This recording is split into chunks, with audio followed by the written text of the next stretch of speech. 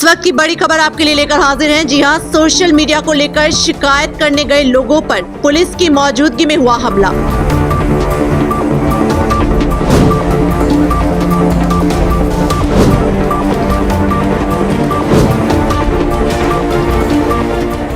Social media पर की गई पोस्ट को लेकर शिकायत दर्ज कराने गए थे थाने।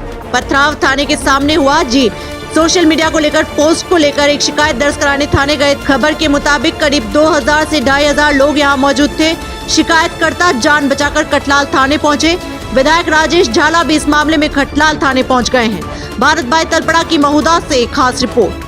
આપનું નામ શું છે? ચૌહાણ દિલીપસિંહ કટલાલ। આજે જે ઘટના બની છે શું છે, ક્યાં બની ને કેવી રીતના બની? સોશિયલ મીડિયાની એક પોસ્ટ હતી, એના વિરુદ્ધમાં અમે લોકો ફરિયાદ દાખલ કરવા માટે મૌધા પોલીસ સ્ટેશને ગયા હતા। મારા મિત્રોને ફરિયાદ કરી હતી, એના માટે અમે ત્યાં મૌધા પોલીસ સ્ટેશને ગયા। તો મૌધા પોલીસ સ્ટેશનમાં ફરિયાદ દાખલ કર્યા બાદ અમે લોકો બહાર નીકળતા હતા। તો બહાર નીકળવા માટે ટોળું બહુ મોટું થઈ ગયું। તો પોલીસે અમને અડધો કલાક જેવું બેસાડી રાખ્યા, ટોળું વિખેરવાનો પ્રયત્ન કર્યો પણ વિખેરાયું નહીં।